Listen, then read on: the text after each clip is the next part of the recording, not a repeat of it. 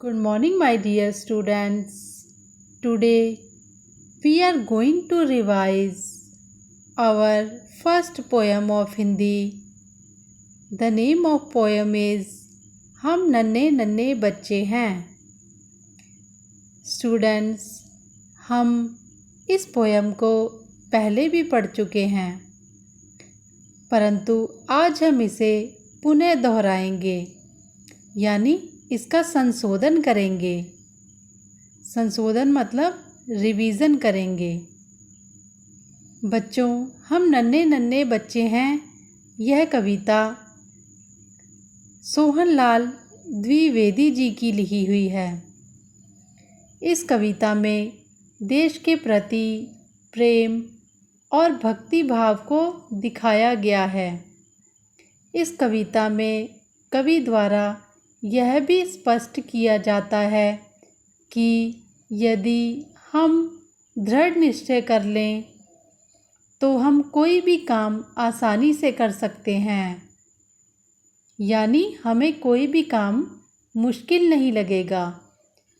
कवि कहता है कि यदि बच्चे किसी भी काम को करने के लिए ठान लें तो वह छोटे छोटे कार्यों से अपने देश का नाम रोशन कर सकते हैं.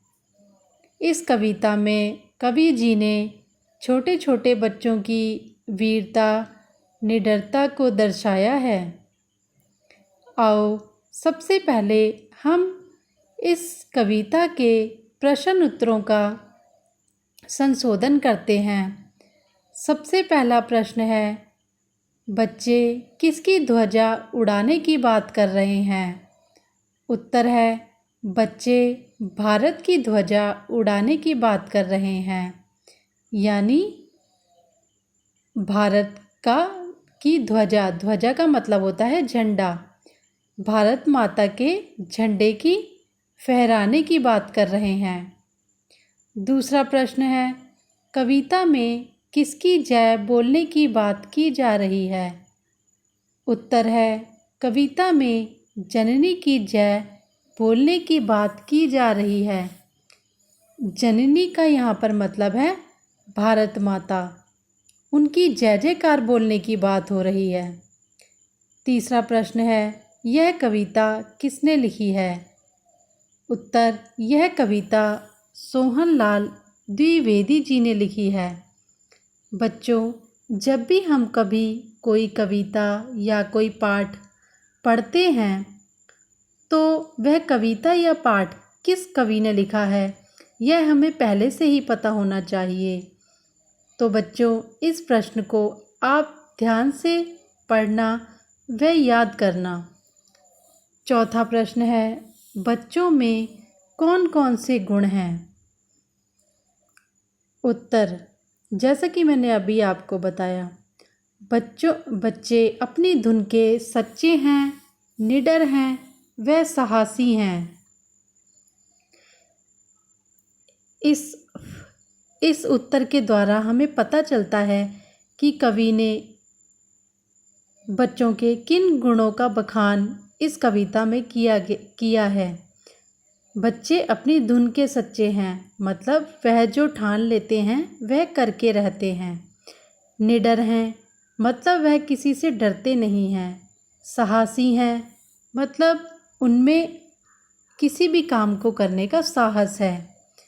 प्रश्न 5वां, कविता की वे पंक्तियाँ लिखिए जिनमें बच्चों ने हिमगिरी पर चढ़ जाने की बात की है. उत्तर, हम हिमगिरी पर चढ़ जाएंगे, भारत की ध्वजा उड़ाएंगे. बच्चों, यह पंक्तियाँ आपकी कविता में से ही ली गई हैं. इन्हें ध्यान से पढ़ना व इनका अभ्यास करना. आओ अब हम इस कविता के शब्दार्थ की ओर चलते हैं. शब्दार्थ मतलब शब्दों के अर्थ. पहला शब्दार्थ है नन्हे. नन्हे का अर्थ होता है छोटे. दूसरा शब्दार्थ है नादान. नादान का अर्थ होता है भोले भाले. तीसरा शब्दार्थ है धुन. धुन का मतलब होता है लगन, किसी चीज़ की लगन लगना या किसी एक काम में इतने गुम हो जाना कि और किसी की सुध ना होना, उसको हम बोलते हैं धुन। चौथा शब्दार्थ है जननी। जननी का मतलब होता है भारत माता या माँ। आपके पास यहाँ 2 ऑप्शन हैं, आप कोई भी लिख सकते हैं जो आपको आसान लगता है। पांचवा शब्दार्थ है ध्वजा। ध्वजा का अर्थ होता है झंडा। यहाँ पर झंडा मैंने 2 प्रकार से लिखा है, आपको जिस तरह से भी आसान लगे आप लिख सकते हैं। छठा शब्दार्थ है हिमगिरी। हिम का मतलब होता है बर्फ, गिरी का मतलब होता है पहाड़। जो पहाड़ बर्फ से ढका होता है वो हिमालय पर्वत होता है, इसलिए हिमगिरी का मतलब होता है हिमालय। आओ अब हम इसके व्याकरण भाग की बात करते हैं। व्याकरण भाग यानी भाषा की बात। इसमें सबसे पहले हम पढ़ते हैं शुद्ध और अशुद्ध। एक तरफ अशुद्ध शब्द दिए गए हैं और दूसरी तरफ शुद्ध शब्द दिए गए हैं। आपने अशुद्ध शब्दों को शुद्ध करके लिखना है और उन्हें अच्छे से याद भी करना है।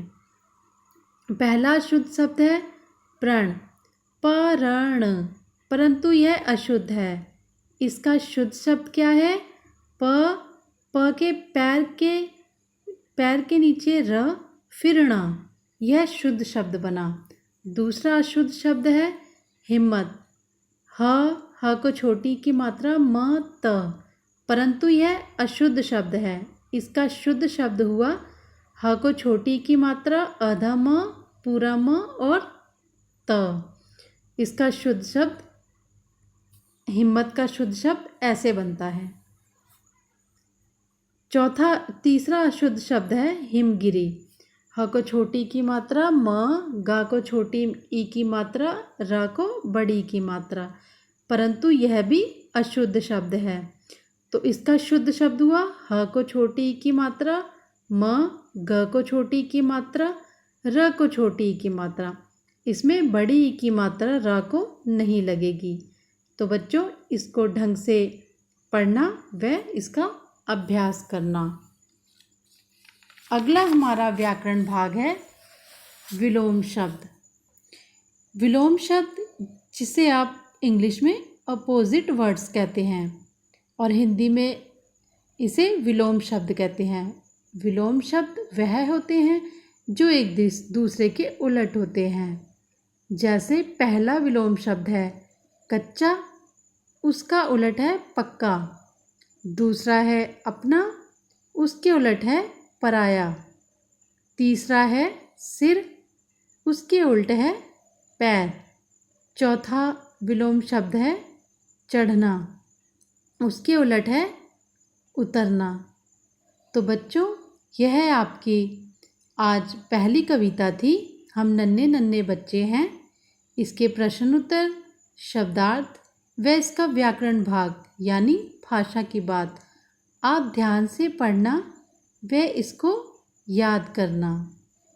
So students, this is your first poem of Hindi. So students, learn it properly. Thank you.